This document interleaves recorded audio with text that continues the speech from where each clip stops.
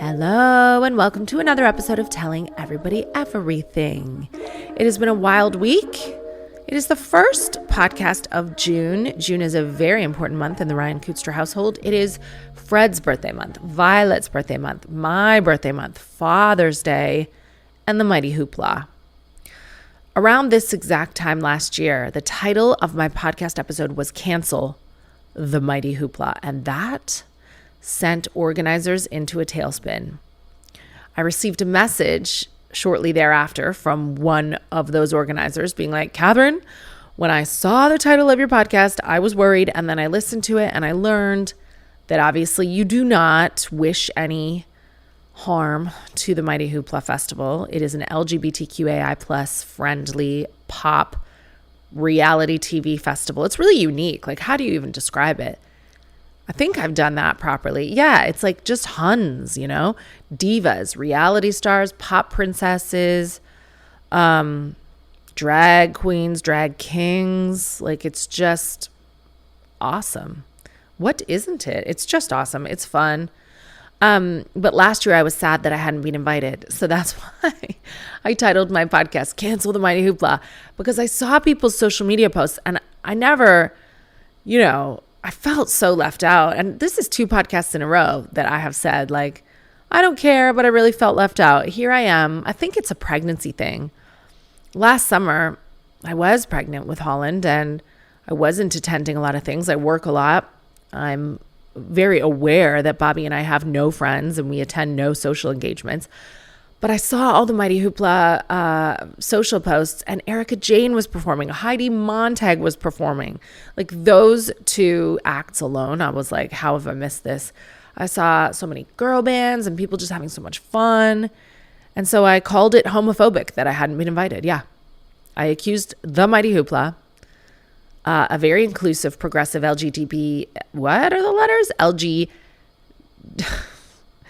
LGBTQAI plus, say it with me, festival. I accuse them of homophobia for not inviting me. I consider myself to be one of the Huns that should have been there. And so the wonderful organizer, Glenn Fussell, he reached out and he said, Katherine, would you like to introduce an act next year? I said, yes, of course I would. And so I did. Bobby's mom was visiting last week and she was so great. I mean, the kids are all of us, and when I say the kids, I don't include Holland in that because Holland is still just obsessed with me. She likes her dad. She likes her babysitter and her siblings. End of list. And I mean that. Oh, wait, she also likes Miss Rachel. End of list. So she was a bit, she would smile at Bobby's mom, but she wouldn't be held or anything. And Bobby's mom is so cool. She's like falls back player. She doesn't go in for the kill. Some people, they think, I don't know what people are like, oh no, I can win this baby over. It's like, no, just give it time and soon she will absolutely adore you the way Fred and Fenna do.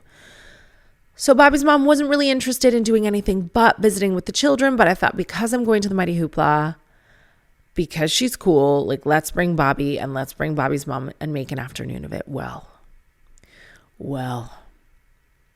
I always am overly ambitious because we live in the northernmost part of London and the Mighty Hoopla happens in Brockwell Park, which is the southernmost tip, arguably, of London. And this was on the day that Arsenal were playing the European Championship in Paris. No, it was in Barcelona, but it was against a French team. I don't know the name of that team. I think it was a Paris team. But Arsenal already won the Premiership, right? Championship. And so Saturday was like a really big game and you saw people, and there are gay Arsenal fans, sure. There will be crossover between Mighty Hoopla attendees and Arsenal fans, of course. There were families, but that drive from North London to South London, I just saw the funniest people walking. Like, because even though Arsenal is like broadly enjoyed by loads of people, there will be, of course, the stereotypical yobbish football fans hanging out at pubs all day long, drinking pints in team t-shirts. And then there were also lots of boys in short skirts, knee-high sequin boots, makeup, like I would call it, I don't even know if it's drag or if it's just like festive attire. And these 2 groups, one going one way, one going the other, the Arsenal fans making their way up to North London, the Mighty Hoopla fans making their way to South London. It was just beautiful to watch in London. And Graham got quite a bus tour. She loved it. And unfortunately, we could only stay at Mighty Hoopla for a few minutes because it took us like 2 hours to get there, which is longer than usual. But I introduced the formidable Bravo queen, drama queen, reality star, Sheena Shea, who was performing Good as Gold, Apples, and many other hits. And that was an awesome time. And then we walked around the festival a bit and met some people and took some photos, but we actually weren't allowed in the VIP. We were, but we just didn't have the right bracelets for that at the time. We didn't know. And it was awesome. I haven't had an experience like that in a while where it was so humiliating. We walked through like the normal bar, enough for some people to like clock us. And then we walked up the steps to the VIP and showed our bracelets. And the ladies were like, no, you can't come in here. And we're like, oh, okay. And we had to turn around and do the walk of shame back down the stairs. And, because it doesn't matter. But we were allowed there. But there will be people who maybe even filmed it for a TikTok. We're like, watch Katherine get denied from the VIP. Wah, wah. It was cunt. It was great. And then we decided to take Bobby's mom for Mexican dinner instead because really we had such little time. We wanted to be back by bedtime. And that's just the way the cookie crumbles at the minute with me. But it was fun. So I've been watching the media in the UK for a number of years and like it's wild. I worked yesterday with a woman who worked on Fat Families, Britain's Fat Families, and some other show about being fat. And it's just amazing how far we've come in print media, in online media, in television. Like we used to be so bad. And she spoke about how people used to be so mean. Like even online, when they're looking for contributors for the reality shows now, they have to go back and vet like how people have behaved online since the beginning of their online presence. And there was a little sweet spot between like 2011, 2014, where people were fucking mean online. And that was just the way it was. And it was the Wild West of reality TV, and people would get hammered on Big Brother. And I'm glad it's not that now.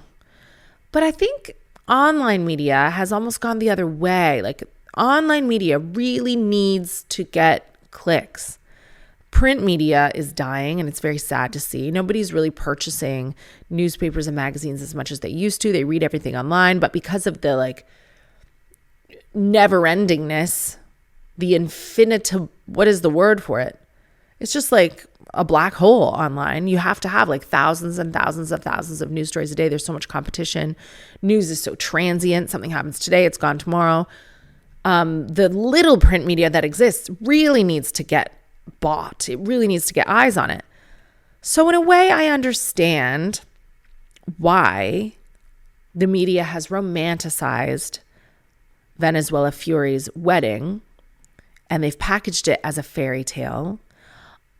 If you don't know Venezuela Fury, I have no problem with this young woman. I think she's great. I think she's really sensible. I think she's an incredible daughter, a great sibling, looks after the house, looks after her brothers and sisters. From what I can see on Meet the Furies, which is the reality show that she has with her family. Her mother is Paris Fury. Her father is Tyson Fury, quote, the Gypsy King. They are of traveler heritage, culture. And it's very normal, I'm told, for travelers to marry young. Tyson, her dad, and Paris, her mother, met when they were very young and married young. They have 7 children today. Venezuela is the oldest, so she will be really mature. She'll have a good head on her shoulders. And also, if Violet's attitude is anything to go on, she will be eager to get out of that house. Hang on a minute. I just remembered I was supposed to wake Violet up 20 minutes ago. Violet is not Venezuela Fury. No one's waking that girl up. I think people who have many young siblings do leave home sooner in most cases because they're like, it is fucking chaos over here and I am basically a parent and I would love to live with my boyfriend or fiance or husband in a quiet 1-bedroom apartment. And Venezuela and her husband actually have a chalet and it looks very nice. And I want to be very clear that I am not criticizing this young woman. This is her culture. It's what she knows. She has met a wonderful young man. He's not an old man. It's not like she's been married off and there's like a power imbalance with some old man. He's like 18 or 19 now. I think he was 18 when they got married. Very recently on the Isle of Man, where apparently it is legal for a 16-year-old to get married. But in the rest of England and Wales, it is not legal for a 16-year-old to get married. And that's where I have a problem with the media coverage. It's like, well, hang on. It is literally illegal. And you're promoting it because it's a very lavish wedding. She has famous parents. Like, I get why. She looks beautiful. The dress is nice. It's like a little girl's fairy tale. But then, and I love Hello Magazine as well, but they're looking at the shelves and they're like, oh, wow, a 16-year-old's getting married and adults want to see this wedding and maybe young women want to see this wedding too. And I just think it's kind of odd to promote this as like an amazing milestone when it is illegal. In this specific case, is it probably fine that Venezuela decided to get married at 16? Yeah, it is. But these laws were put in place. The age of like marriage was raised to 18 in the UK to prevent child marriage, to prevent families putting their daughters in dangerous situations, which this is not. But because it's against the law, let's maybe not like decorate it, right? In stark contrast to this, children's entertainer Mr. Tumble, whom I'm sure you will know if you have small kids, he does sign language. He's very like SEN friendly. He's known to be really inclusive. He helps children with disabilities. He's raised a lot of money in this country. He's like, what, 52 or 53? I should know this. I don't know. He's 50 something. You can't tell how old he is as Mr. Tumble. Is he 6 years old? Is he 11 years old? Is he a grown man? Is he 30? Is he 50? He's in his 50s. He has just gone public, or the press have found him to be out in public with a female romantic partner. Her name's Samantha, and she's 35. But the press are choosing to run this like it's some salacious story. And just in the presentation of it, I think people are being like tricked into the clickbait. They're like, oh, is this a bad thing? It looks scandalous the way the press are presenting it. And they're saying, Mr. Tumble, they're not using his real name that often, which is Justin Fletcher. They're like, Mr. Tumble is in a relationship with a woman 21 years younger than he is. And I think instinctively when people see 21, they go, oh, she's 21, which, you know, I have rallied against age gap relationships before, but that is when there's a power imbalance. Like one person has more status, is more established, has more money, has like loads of things that they could potentially use to manipulate a vulnerable person. By vulnerable, I mean maybe someone from another country where English is not their first language and they're isolated here, someone who is in their teens or early 20s and has not had a lifetime of adult relationships to navigate and to learn from, has not established a career, does not have financial independence of their own, someone whose frontal lobe is still developing. Is it legal for a grown man to have sex with a 16-year-old? Oh, yes, it is. Ew. Is it legal for a grown man to have sex with a 20-year-old, a 21-year-old? Yes, it is, but I still think it's morally wrong based on the power imbalance. I don't like it. But a 35-year-old woman, like the media needs to pick a fucking side, because if she was pregnant by him, they'd be saying she's too old.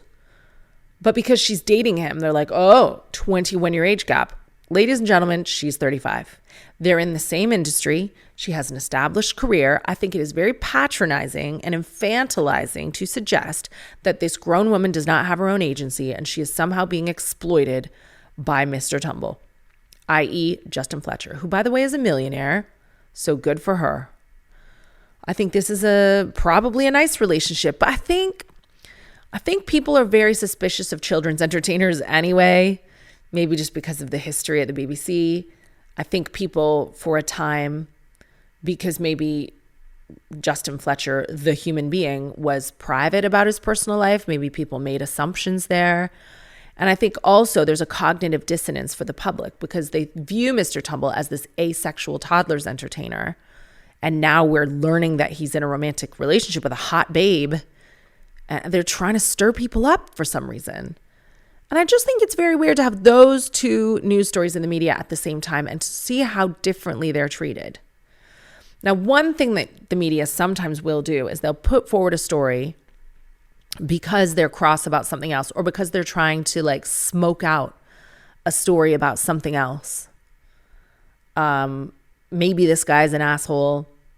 I don't know this. I do not know anything about Mr. Tumble. From what I can see, seems like a really nice guy who's done a lot for this country and this country's young people, and he deserves happiness. And even though he's 21 years older than she is, I think it's fine to embark upon a relationship with a 35-year-old woman. I think a 35-year-old woman can date a 100-year-old man if she wants. I don't care. I don't see how this is a power imbalance. And furthermore, I think it's very dangerous to suggest that this is an exploitative relationship because it muddies the waters and it stops people from clearly viewing what is actually a power imbalance age gap relationship. No, I don't think any age gap is wrong. I think it is wrong when one of the participants in the relationship has been groomed, is still developing their frontal lobe, is young, is maybe isolated. Like there is a list of criteria. And to suggest that it's just, any age gap is wrong. It's like, are people stupid? Like how, when you do this, it almost feels like deliberately muddying the waters. And that puts 21, 22, 23-year-old women in great danger because we lose our way about what the criteria actually is. So Mr. Tumble, Justin, and your new girlfriend, Samantha, from what I can see, this is a very nice little relationship and we are happy for you. And I hope you get what you want. I don't want to say I hope. I was going to say I hope it lasts forever. I don't hope that. I don't hope that for any relationship. If it's meant to last forever, it will. But you certainly don't deserve. And this poor Samantha, okay, they're both in entertainment. But is this the way we needed to learn about her? She's an actress. Is this the way she needed to be splashed all over the news? Fuck off. Quit romanticizing a 16-year-old getting married when it is literally illegal here. And having said that, I do like Venezuela Fury. I do. So I felt very conflicted this week. My good longtime friend and comedian Andrew Johnston has got some wild news out of Los Angeles for us this week, so let's have a listen. Oprah BFF and former space girl Gayle King recently recounted a harrowing reverse Goldilocks experience. Only if she were the three bears coming home to find Goldilocks fucking her husband. I think that's a reread of Goldilocks we would all enjoy. Gayle King went on Call Her Daddy and shared a story from the top to rock bottom.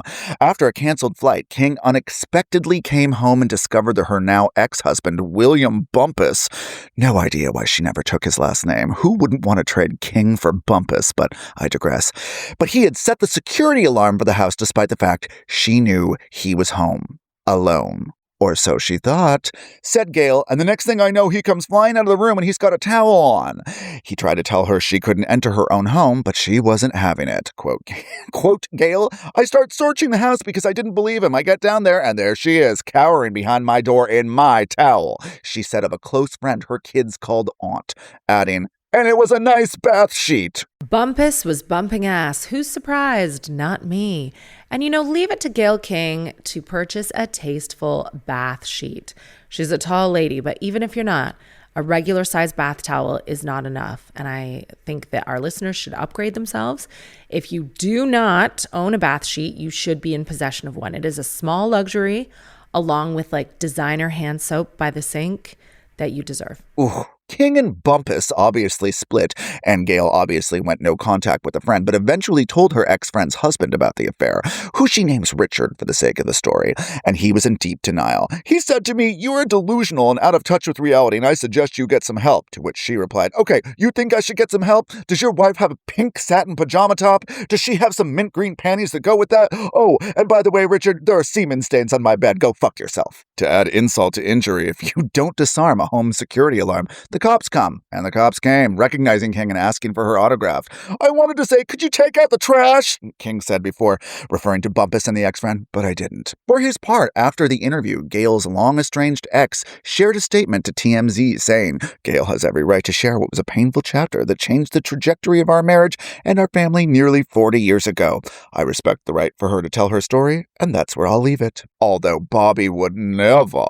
Game out how you would react to this series of events. Would you rather come home to find an intruder or your husband intruding her?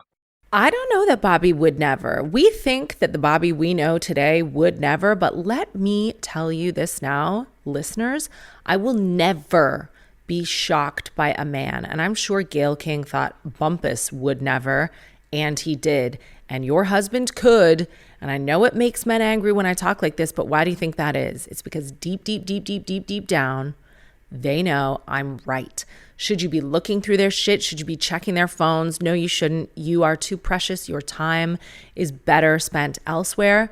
But just keep in the back of your mind a little plan B so that you are not caught totally off guard when this happens. And good for Gayle King and good for Oprah to choose so well when she was picking her best friend. Can you imagine having a best friend like this who was ready to spill the tea about finding her husband shagging someone else in her own bed? The police come. I mean, it's a huge story. It's huge. I'd still be telling it 40 years later as well. Okay, I don't want to find an intruder. Equally, I don't want to find my husband. It really is Sophie's choice there, Andrew, like both really bad. I suppose I would prefer an intruder. I would prefer an intruder as long as he was not a violent one and I didn't have any children home, just because I know what that feels like. There has been an intruder in our home before while we were home. And believe it or not, I borrow a lot of like nice things for TV, but we don't actually own anything of high value. We don't have watches. I don't have many designer bags. And even if I did, that's just stuff. Stuff can always be replaced. It is, of course, a violation to be robbed, but the value of my marriage is paramount. And of course, we hope Bobby would never behave this way, but we just don't know until we know. Out. Men not caring about penis size. Back in. Men caring desperately about penis size. Just kidding. It never went out. I actually laughed out loud at this. It deserves a minute. Just a minute for that little tirade. Out. Caring about penis size. Back in. Caring about penis size. Just kidding. It never went out.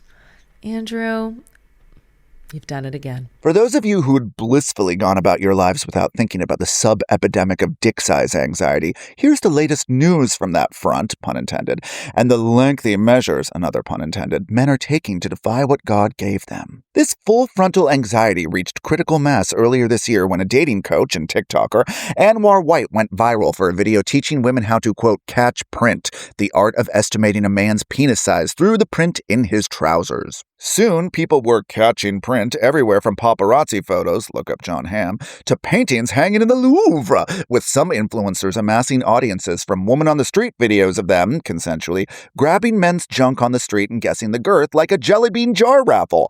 I hope that reference plays in the UK. Meanwhile, people have been looking for ways to game the system. On a recent episode of Logan Paul's podcast, Looksmaxer Clavicular, who we have profiled on this pod, revealed that he's begun doing what he calls, quote, dick ups, wrapping a shopping bag filled with books around his wrist and using the weight to tug on his penis in hopes of making it larger. Praying for you, boo. While the average penis measures around 5 inches, many men compare themselves almost exclusively to porn, no surprise. As one man put it, our reference points are only porn. According to penile augmentation specialist Dr. David Schaefer, many patients seeking treatment are actually average or above average in size, but remain convinced they're still too small. And so, where there's demand cometh the supply. You better believe it's a golden age to be a cosmetic dick doctor. Derma filler injections to create girth, extending length is still a white whale in the penis augmentation field, sadly, have become one of the most popular procedures, and according to one leading phallus filler, many clients aren't seeking better sexual performance. Really? They're simply looking to appear larger in locker rooms, Speedos, or sweatpants, specifically gray ones. Ladies, am I right? Said doctor argues that most bulge size is not penis-related, claiming larger testicles often contribute to a visible bulge than a larger penis. Enter a new trend called Ballsmaxxing, with men injecting saline, surgical lubricants, and other substances into their scrotums in an attempt to inflate them to, in some cases, the size of a grapefruit. There are entire online communities where men share photos, compare results, and celebrate new volume records. Community is so important. Experts say this phenomenon is ultimately about more than anatomy.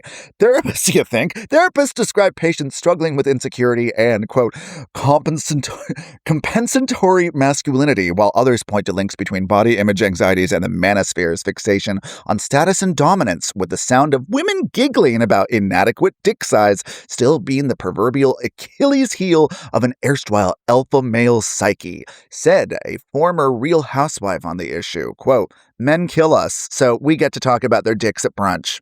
Fair enough. Katherine, from your estimation, does size matter, or is it truly the motion of the ocean? Are you surprised that men are going to these cosmetic lengths, or is it just a natural extension of where looksmaxing culture was going? So many entendres. Pun always intended. So I have gone on record about dick size before, and my position is unchanged. Pun intended. I think that men have created a problem for themselves, and that's why it's so funny. Men are the ones who have established that penis size is a thing. A man with a big penis gets respect from other men in the change rooms or wherever. Like, they have assigned value to this, and women have followed suit. Like many elements of the patriarchy put in place by men, men suffer from it. We suffer from it too, but never as much as you. You're always like scoring on your own goal with this. And I think that if men had not already established that they defer to bigger men, stronger men, men with big dicks, I don't think women would even know to care at all. At all. And we certainly wouldn't care if you have big balls. Like, having said that, maybe I am coming from a place of privilege because my husband does have a very nice dick and balls. And even in high school, people would talk, like it was a thing that the boys would talk about how big Bobby's balls were. And I wonder how they even saw his balls, because you kind of, who the hell knows what's going on? I mean, he played hockey for a time. But look, I think men are going to access tweakments, cosmetic surgeries more and more and more. Men are using Botox, fillers, they're getting facelifts. Of course, the next thing they're going to do with filler is inject it into their dick. Of course. And why not the balls? Like, this is the way that it was always going to go. Shit travels downstream. Is that the term? But I will say that I have heard of filler being used to create pleasure for women. They're ribbing their dicks, like making rings of filler around the shaft, like those condoms that are called ribbed for her pleasure. You know what I mean? So that they're making their penis look kind of like a slinky. I don't know how to describe this. A twister pop. Look, I'm all for that. I am all for men injecting any substance they want into their dicks. Untested. Khloe Kardashian sat down with her ex, Tristan Thompson, for an hour-long interview on her Khloe in Wonderland podcast to talk about their former relationship and current co-parentage. Asked Khloe, question, when a man says, I'm not proud of what I've done, do you have that realization when you're doing it, or did you discover that later? Fair question. She asked Thompson, who cheated on her and got another woman pregnant while they were trying to have a second child. Replied Tristan, nah, later, not in the moment. Like post-nut syndrome. Oh, sorry, my bad. I was a little too vocal. Then going into detail about how he was young at the time and wasn't navigating life with the truth about where he was in their relationship. For background, while Khloe's surrogate was pregnant with their second child, she found out that he cheated on her, again, with another woman, impregnating her in the process. His third child was born on December 1st, 2021, 7 months before Tatum, his second child with Khloe, was born. Thoughts on men's processes when making mistakes? And what are your thoughts on post-nut clarity? Do you think that's valid? It kind of is. Like, based on my experience. Like, not having like a child post-nut clarity, but like you're in a different headspace for sure. So I appreciate men talking about post-nut clarity, and we've had Bobby mention it once on this podcast. Olivia Atwood asked me about it on her podcast because she'd heard about it from a male friend, and all the comments were so angry. Like, I don't understand where we went wrong. It was apparently misandry to talk that way. It was also misogyny somehow. Like, women were mad about it, men were mad about it. And I just think if we are going to be so triggered by a conversation like post-nut clarity, which I think is fairly innocuous, then we're never going to get anywhere. We're never going to understand each other. And I love men feeling safe to open up about their bodies. I don't think that they should be vilified for the phenomenon that is post-nut clarity. Anecdotally, yes, it exists. Bobby says it exists. Andrew says it exists. And Olivia Atwood's unnamed friend. Oh yeah, and I spoke about biology with Olivia, and that got me in trouble too. So yes, we are evolved beyond being animals, but we have some little glitches and hangovers from when we were only animals. And many men have reported that when they are in pursuit of a conquest, then they have lust for her or him, and they feel like, yeah, I want to be with this person. And then after they ejaculate, they feel, in some situations, remorseful, but in others, they feel just horrible. They feel sick, they feel disgusted with themselves, and they just got to get out of there. Bobby has reported when he was a single man, he's had unions where he was like, I just got to get out of here. I got to leave. And then if you're with the right person, sometimes you don't have that feeling. You will ejaculate, and then you'll be like, oh, I still want to spend the night, hang around, see you tomorrow, see you again. And women have that too. It just takes 18 months of a relationship before we're like, oh my God, who is that? Ugh. And I think that exists for a biological reason. Like way back when we were trying to grow the population, we lived in like hunter-gatherer tribes. Men, I think, from everything I've read, though there are some conflicting reports about Egypt and Cleopatra being a matriarch and choosing the men. Don't know about any of that. But I can see how in communities where men had multiple wives or were having children with multiple women, they would just need to get it done. Then they'd be like, oh no, but this is not a life partner for me. A new study out of the UK found that out of the top films from the past 3 years at the British box office, movies are more likely to feature a talking animal or a lead actor named Chris than a female lead actor over the age of 60. Looking at the 100 highest grossing films in 2023, 24, and 25, 6 featured a man named Chris in the lead, while just 5 starred a woman over 60. The study named 5 films released in the UK that featured a female star over 60 in the past 5 years.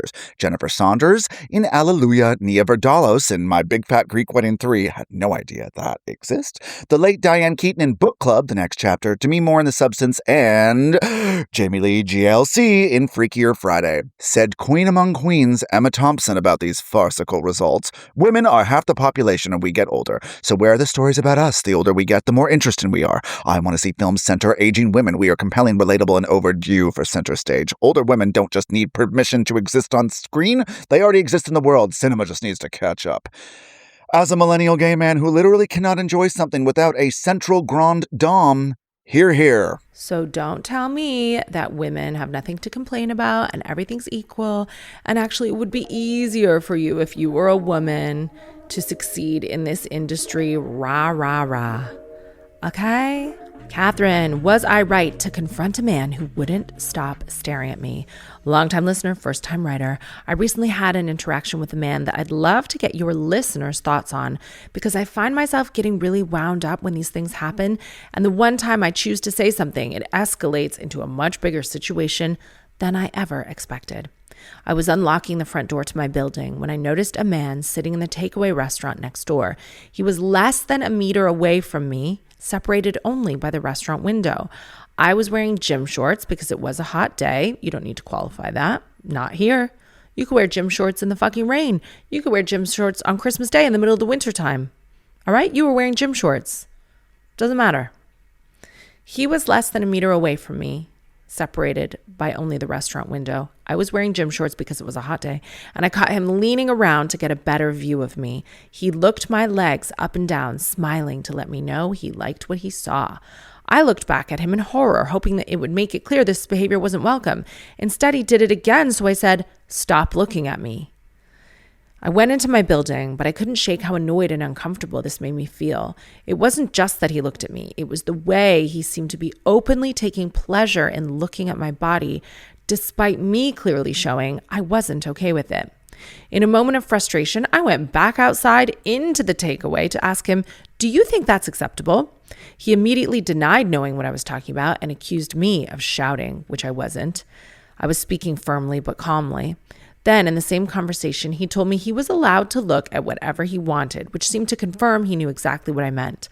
I turned to leave, but he got up and followed me outside, shouting that I was mad and making a fuss over nothing. The commotion was loud enough for my partner to hear it from our flat, and he came down to step in.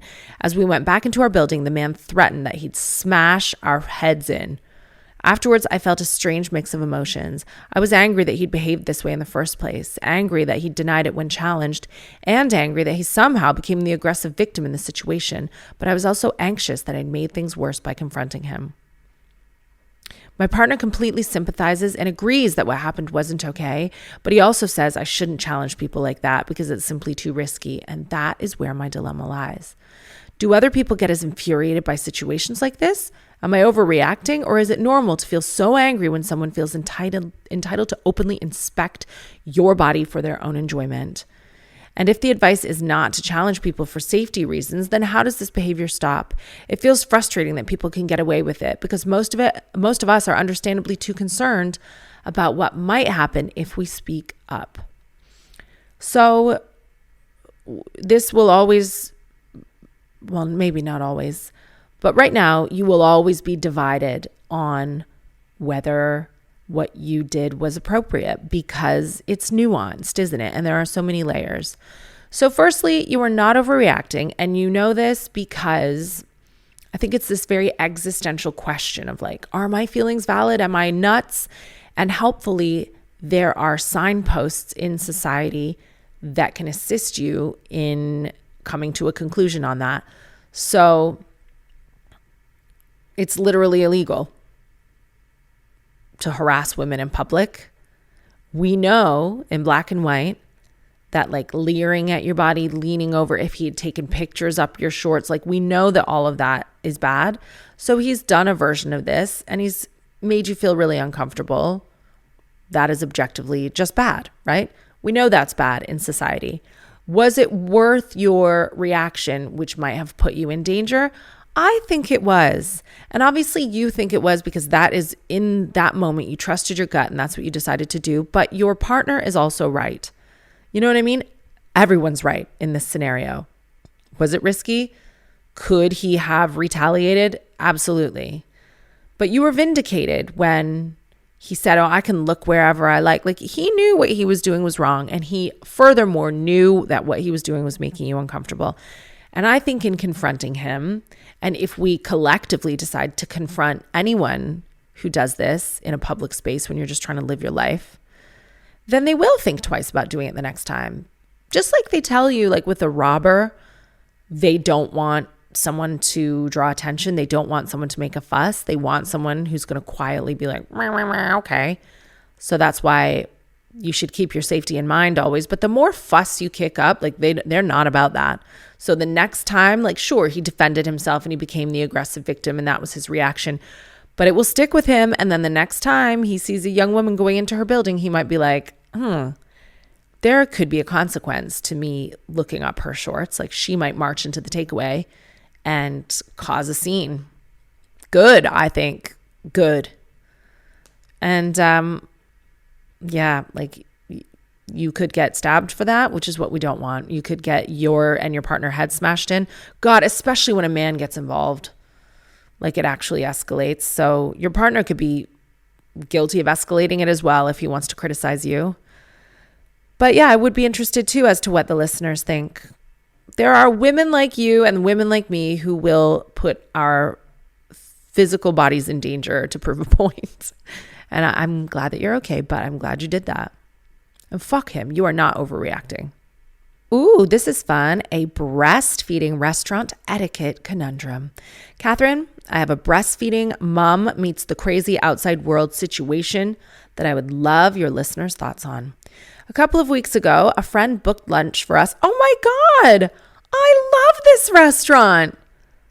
At Los Mochis near Liverpool Street Station. I've only ever been to the one in Notting Hill, but I fucking love it. What happened? I arrived first with my 4-month-old baby in the buggy because I've had 2 children in less than 3 years. On the very rare occasion that I go out somewhere nice, I try to make it count, as you always should, you know, children or not.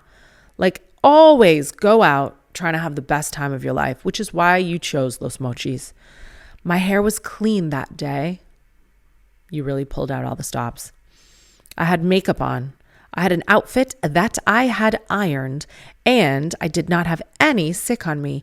Even the buggy was clean and orderly. Far be it from me to inconvenience anyone with the reality of the utter goat rodeo that is parenting babies. Sounds like you looked so nice. And good for you. 4 months. You know what you're doing right now? You're in like the rally stage. So I was a lot like you when Holland was born. I was like, I'm put together. I'm going here. And that lasted till about like 6 months, maybe 5. And now I look like a fucking gargoyle every single place I go. So anyway, to get into Los Mochis, you enter a big glass building on the ground floor, talk to the hostess standing at a little desk decorated with scented candles before being shown into the lifts to take the restaurant on the 9th floor. Upstairs, it's all large tables of very glamorous young people taking selfies. It is that kind of place. You should try the one in Notting Hill, way more chill. I approach the hostess with my clean, orderly buggy and my clean hair and my sick-free outfit and my adorable baby, and I say, hello. I have a reservation for lunch at 1 p.m.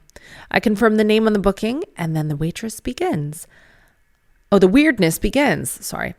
Hostess, before you head up, I need to ask, do you have any outside food with you? Me. What?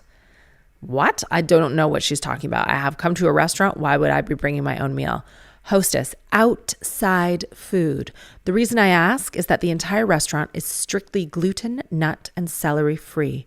Me, I do not have any gluten, nuts, or celery on me. Hostess, so you don't have any outside food with you at all. Me, no, I do not. The hostess then looks at my buggy like a visual inspection, and because it's so clean and orderly, spots a small bottle of water, 500 mils, still sealed. Hostess, oh, I can't let you bring that in.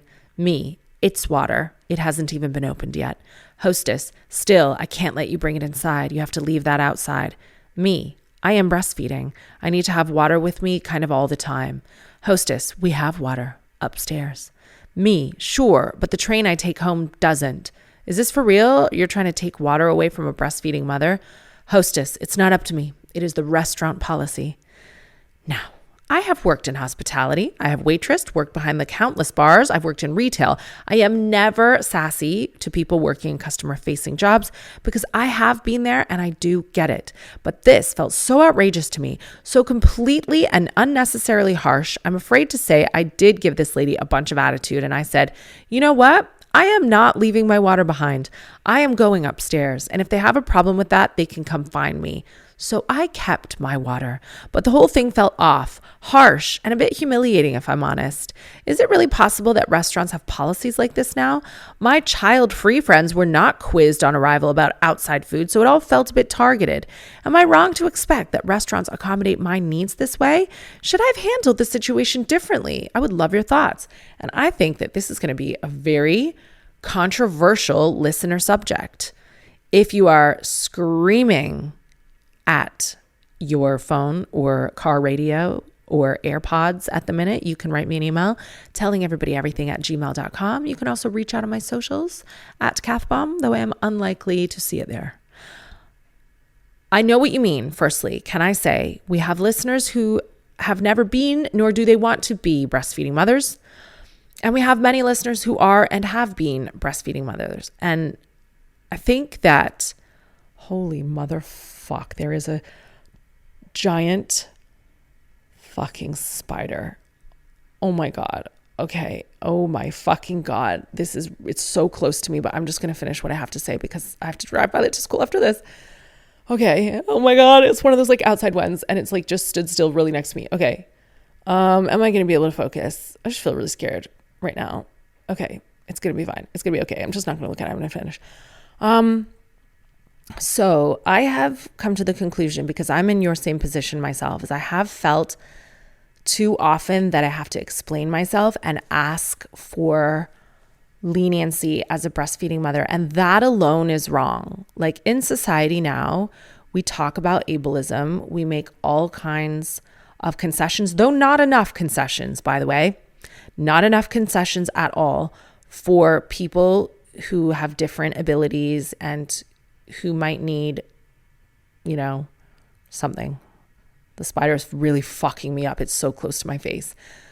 And it is high time that everyone in customer facing positions be educated that okay, if you had a baby, first of all, 4-month-old isn't even weaning yet, isn't even eating anything. But if you were bringing teething biscuits, gluten into this gluten-free place, that realistically is not really going to be a problem for anyone. Nuts, yes, in close proximity could be a problem for someone. Okay, but this hostess has been told by someone, women with babies bring snacks in. But water, nah. And especially when you ask the question a second time, if you had been fine, take my water, whatever. She doesn't want you going in with your own homemade tequila, right? But if you've been I'm breastfeeding, she should also be educated to be okay, you know what, fine. Don't push it. Don't push it with a woman who's already on the fucking edge, because guess how hard breastfeeding is? It is an emotional time. It is physically exhausting. It is physically draining, literally. It also hurts. It also, even if you're brave and you don't mind breastfeeding in public, blah, blah, blah, it does create a level of shame, because we've all grown up in this same society where some people have a problem with it. So at the very fucking bare minimum, don't question any woman who's come out the house with a 4-month-old baby unless you have to. And if you have to quiz this woman about nuts, then show some leniency on the water. I'm totally with you. This is an HR issue, a training issue. And do you know what? Maybe this little brown nosing teacher's pet hostess did go to someone after you went up with the water. And she went, just so you know, I asked the breastfeeding mom to give me her water and she wouldn't. And hopefully that senior manager was good. You don't have to take water from the breastfeeding mother. We do have water upstairs, but she needs it for the train. We didn't think of that. Okay. And you feel shame just because you're not someone who wants to question her. It feels bad to have to advocate for yourself sometimes. You're ugh, why did I have to be the one to tell you that? Anyway, I really got to go because this fucking spider is a fat, big spider too. Anyway, I made it through. Thank you for listening to another episode of Telling Everybody Everything. I have to importantly tell you that I'm doing a gig in exactly 2 months from today, August 2nd, at the Camden Roundhouse. And I find that website a little bit difficult to navigate. But if you can please figure it out for me and buy tickets, Judy Love is on the show. Michelle DeSwart is on the show. Jack Skipper is on the show. And Lou Sanders is on the show. Come on. That is a great show. And I think it's early in the day, too, in Camden. We will all have a wine. And then we'll go to Notting Hill to the proper Los Mochis. And we'll have an absolute ball. Thank you for listening to another episode of Telling Everybody Everything. I just looked at it again in the eyes. It's so big. I can see its eyes. It hasn't moved at all. Maybe it's dead, but I don't know. Please look after each other. I'll see you soon.